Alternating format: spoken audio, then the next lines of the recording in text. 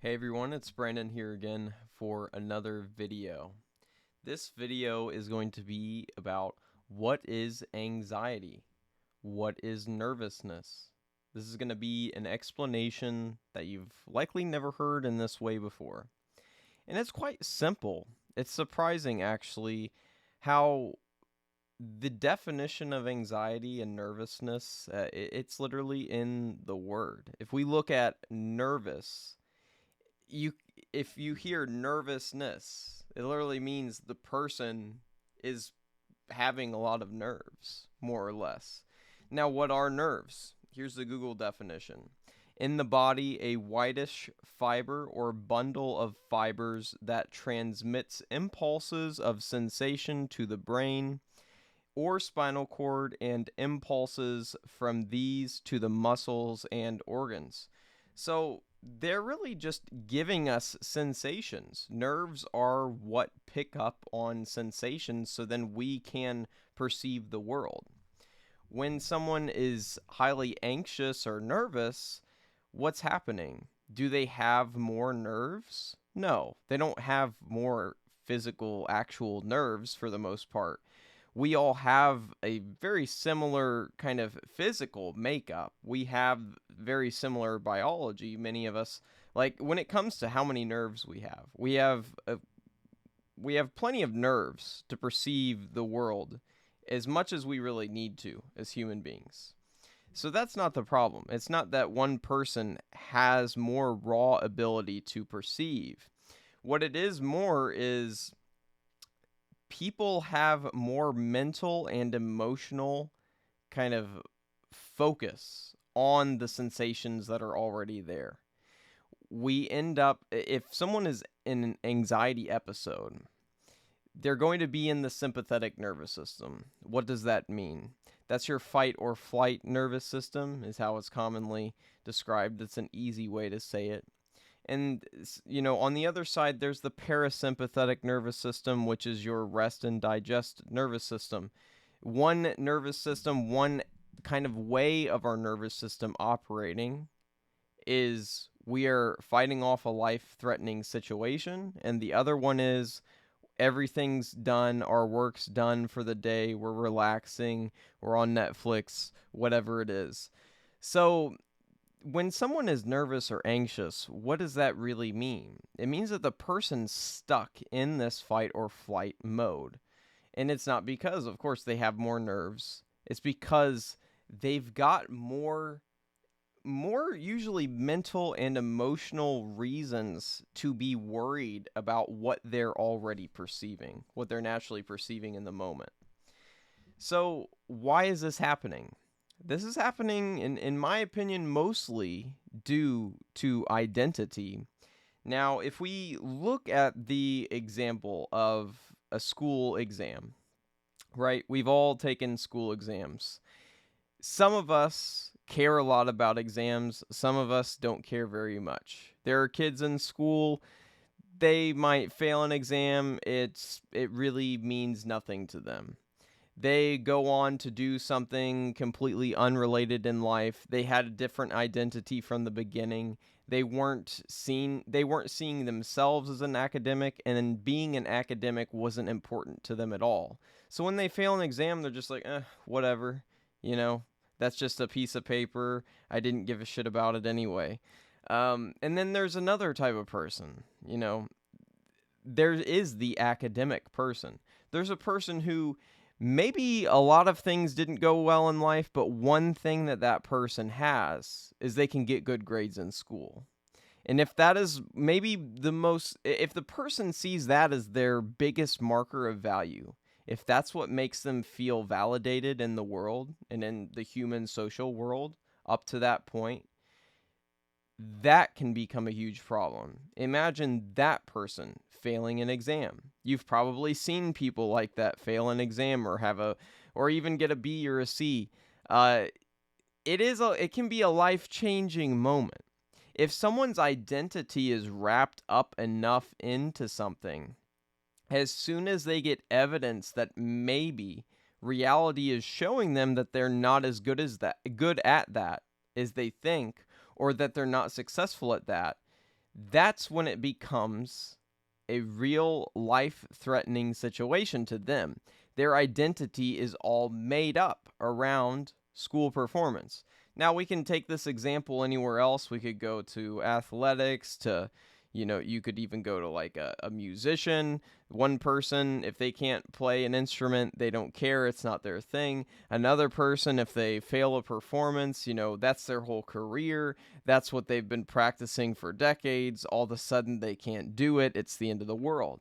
And the real issue with anxiety and nervousness is some people can get caught up in feeling like the end of the world and the end of their identity is around every corner. How does this happen? Well, in general, I would say that people who are going to experience a lot of anxiety, they're going to be perceiving things at a very high stakes level. And especially when it comes to things that really pertain to what makes their identity solid, what makes them feel validated. Maybe, for the example of an academic, we've talked about that. If they perform poorly on an assignment or on an exam or a paper, that can feel life-threatening. I think even more so if you're anxious, if you're having problems of anxiety, you can perceive this in many different aspects of your life. You can see how your identity wraps up into something, and maybe you're probably not even thinking about this consciously. You're probably just feeling subconsciously that something means a lot to you and that you're gaining value from it. You see your own personal value tied to whatever thing you're going into.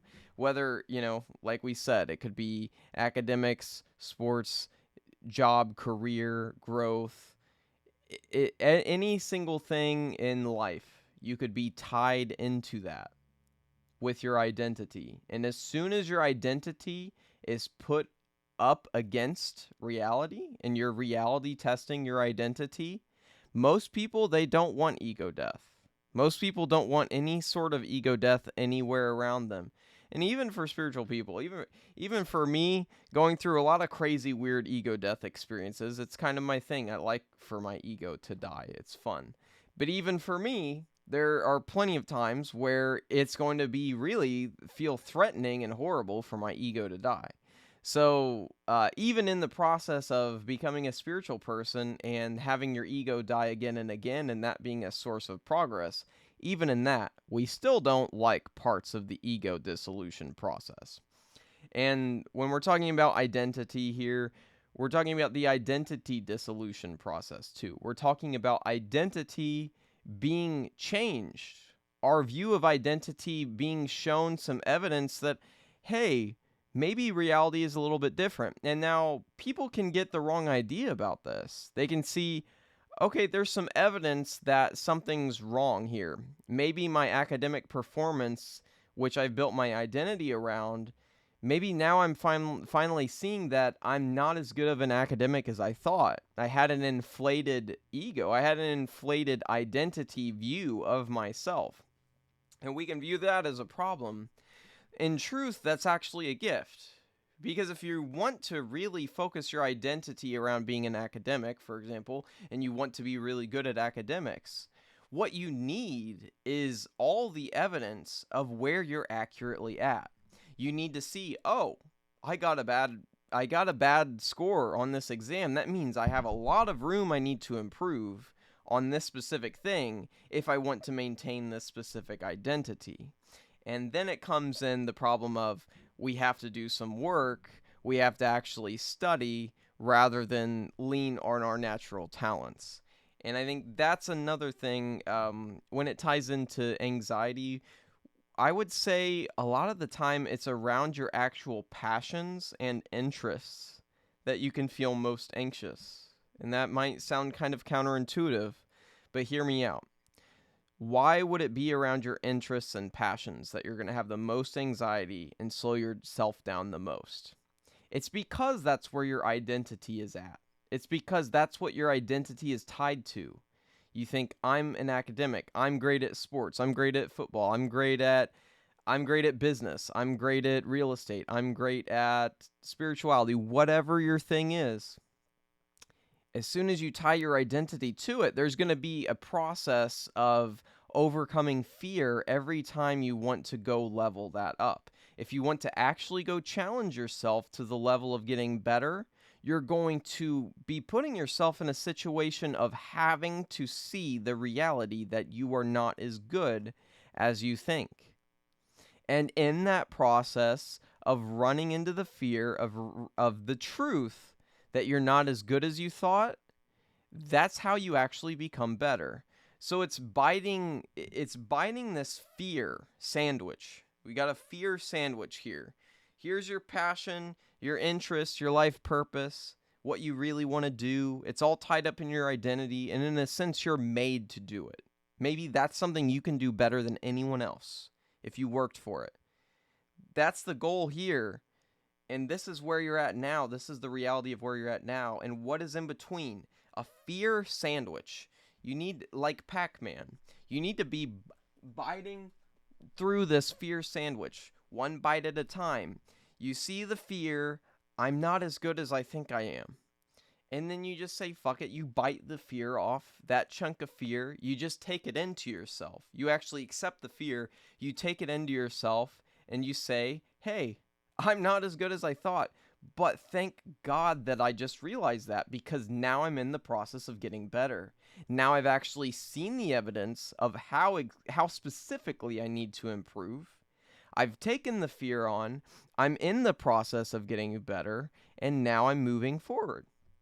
And I would like to add here, I pulled an oracle card, and I wanted a little bit of added guidance of what message to give in this video. And I've actually come into this card before on readings, and it is called Cracked Open. I think it's actually, it's kind of the perfect card for talking about anxiety and nervousness to me from this deck. And in the small text at the bottom, it says, rock bottom, surrender to the alchemy of life. So what is this card about? You know, if you read the kind of breakdown from the deck, the book that kind of defines these cards, you know, let's say not the intuitive definition, but just kind of the the denotation more or less from within the card book itself that defines what this card is about. It's about seeing when you're broken open, like seeing that identity crisis of you're not as good, let's say, and what we've been talking about so far.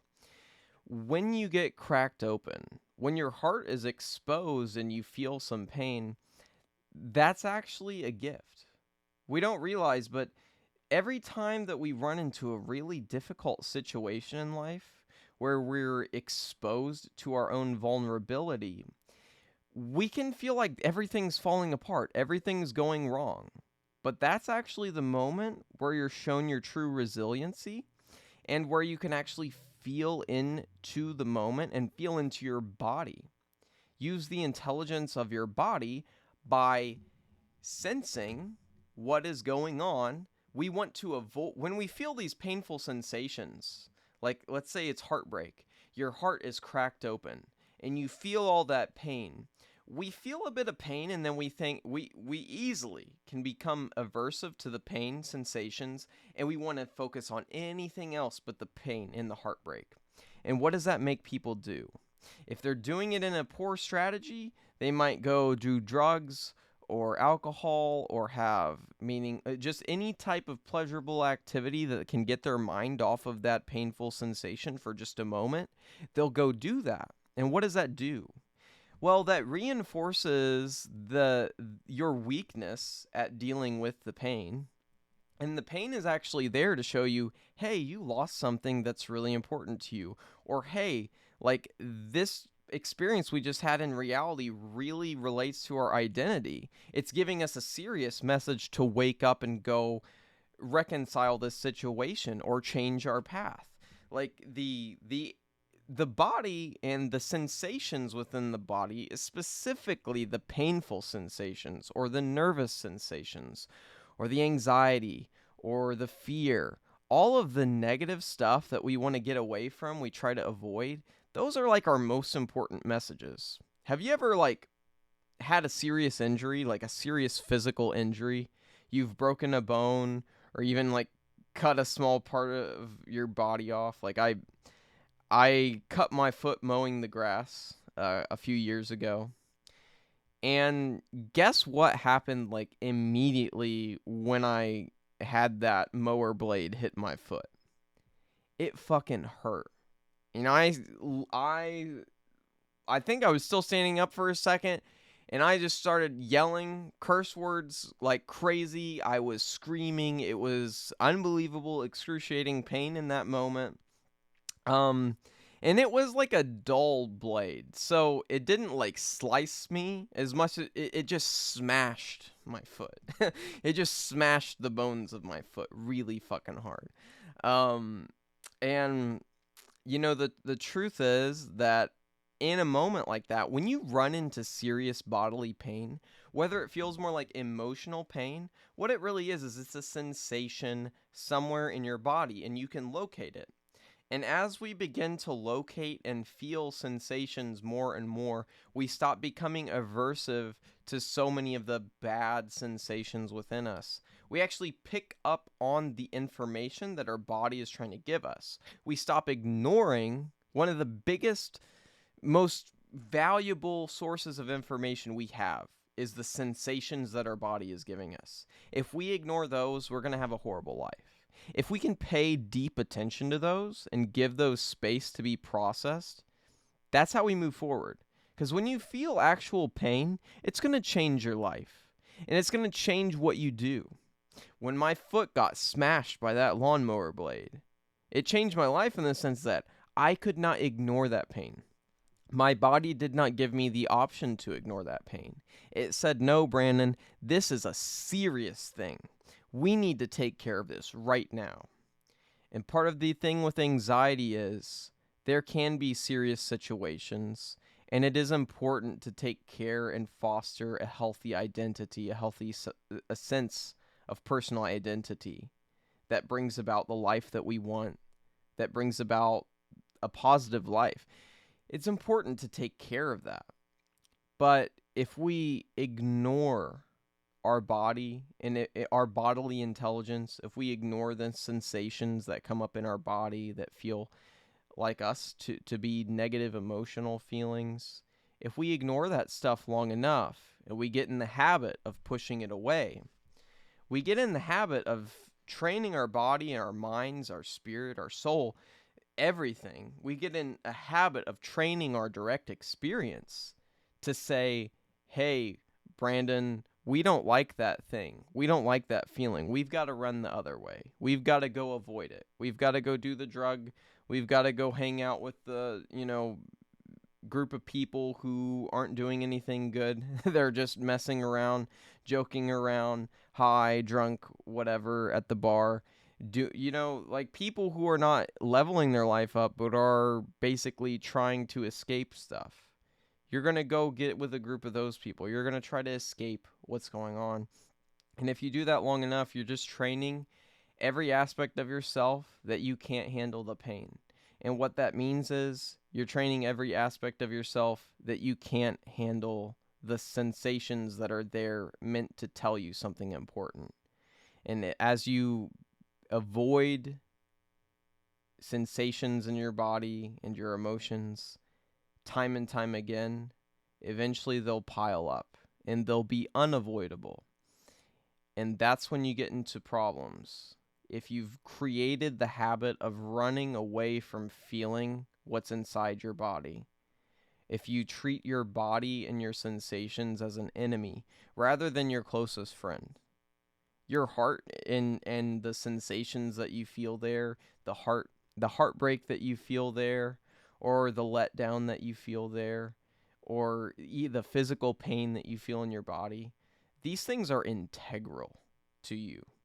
And if you get better at giving yourself just a bit of a chance to look at those feelings that might be difficult. They might be hard. They usually are.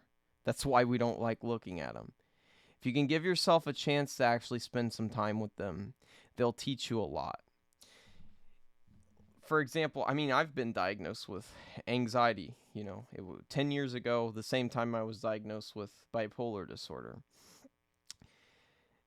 What those conditions really are, it's just a lot of intensity and a lot of real, just tons of sensory feedback on the emotional level, the mental level. Your thoughts are amplified. You have tons of thoughts, tons of things. You're sensing things at a rate that you've never felt before. And anxiety is, in its own way, very similar. Like they work in similar ways. And the anxiety and bipolar for me actually kind of feed into each other. I've also been diagnosed with ADHD. And to me, these are just kind of three different heads to the same hydra, you might say. They're three different aspects of me being overwhelmed by the information that my body and my mind and my soul and my emotions, my physical sensations, they can send me so much at a single time that I'll end up living a different life than I would have if I didn't have all this information, kind of feeling like it was so life-threateningly important. And it's in those moments that I can, I've been diagnosed with bipolar disorder type 1 with psychotic features. What is psychosis? Psychosis is basically being put in a place where you're not experiencing reality the same way as other people. You're out of conventional reality. And how does that happen? Well, with me, it's when my illnesses, but really just my modes of perception, become so amplified that I can't pay attention to the normal aspects of life. And some of that, honestly, is going to come from maybe I've been ignoring something in my life. Maybe I've been overcompensating for something in my life. Maybe I've created a life that's trying to get ahead so hard that it runs into an abundance of stress. And in that moment, I'm forced to look at my life and realize that I've been living wrong. And eventually, like the bipolar episode, whether it's manic or it's depressive or even a panic attack, whatever, it's going to give me so much information in that moment on, I mean, really their experiences in the body, but you can say emotionally. I'm going to get that information, that feedback from myself, from my total body, human, Brandon thing system, is going to give me information that I can no longer ignore. That's when it gets to like the episode level, the serious level, the psychotic level, is when I've been ignoring something or living off of the way that I should be living. Like I've created my life in a way that's unnatural for me. It's unsustainable for me. That's when things get truly dysfunctional, is because I've not been listening to my body and my emotions and my mind and my soul up to that point. I've been ignoring it all too much. Usually it's me trying to fit within the box of a certain ideal in society. Like, you make this much money, or, you're able to work this many hours per week, or you have, you own your own business or whatever. Like, I can jump through hoops and do these things, but I often realize that that's not really where my soul is, and that's a lot of the time not what I'm meant to be doing. And usually when I get on purpose, I get on path, and I kind of follow what God, you could say, or what the universe or what Tao is bringing me towards the natural path I'm meant to go. You could say my destiny, falling in line with my destiny. When I go into that path, it becomes a truly magical life. But it's usually a truly magical life that comes about by switching gears. I stop following the social programming. I stop following the cultural programming that makes me feel like things have to be a certain way in this human level of meaning and reality and operating. And if you're like me and you're a spiritual person, you highly identify as spiritual, you've been learning different forms of spirituality for years, I just want to remind you guys that sometimes you're not meant to be following the herd, so to speak.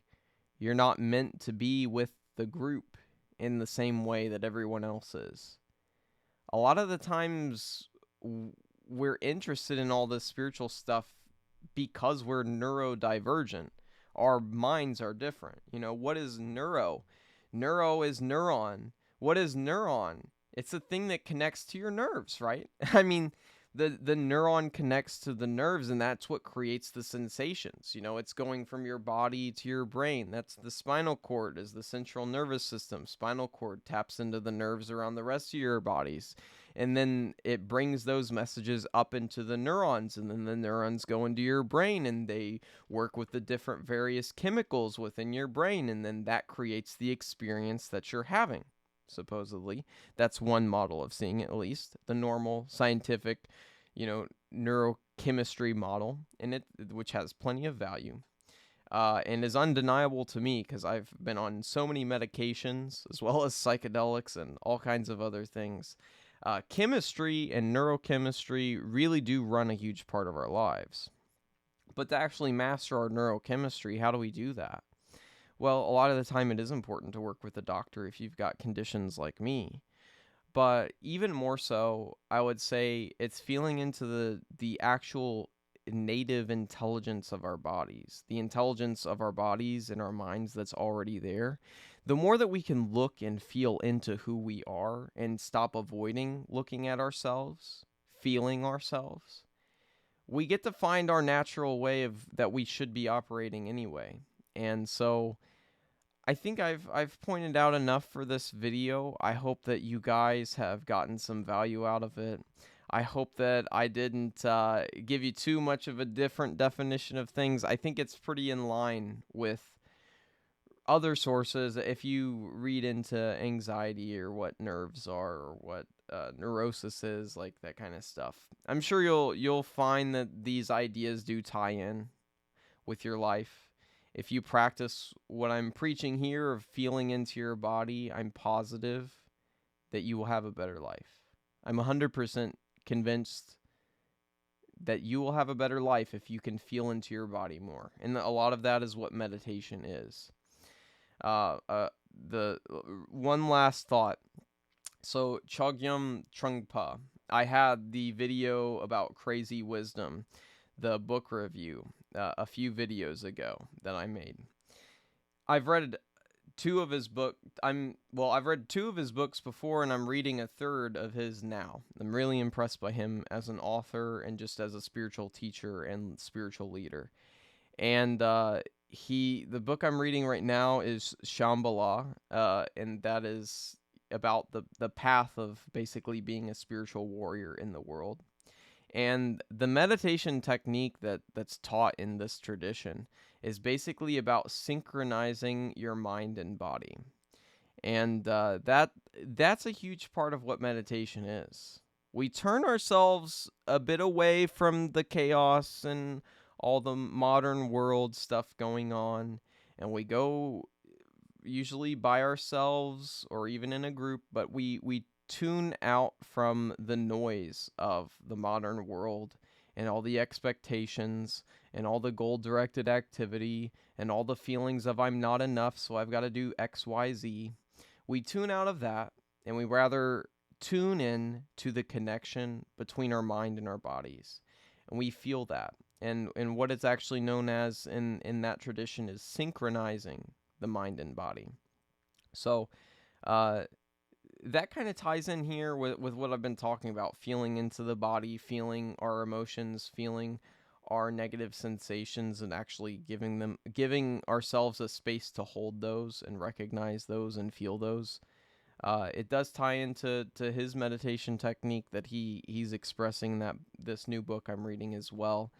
And if you haven't checked him out as an author, you can go watch my Crazy Wisdom book review, and maybe get a feeling for if you'd like to read some of his stuff, and also for how to spell his name, because I realized that if I just heard Chogyam Trungpa, I probably would spell it wrong too the first time. So I'll let you guys go, and just stay beautiful out there. Realize that you have self-worth inherent in you, no matter what you've done in life or what accomplishments you have. All of that is secondary, tertiary, or even further down the line. Like, your value as a spiritual being is undeniable, and your value as a human being is even more undeniable. And what we do beyond that, the specifics of how our lives go, it's not as important as just the beauty of the being that we are. And just enjoy being that. So I know I've kind of gotten off topic a little bit, but I love you guys. Have a good day. For me, please, have a good day.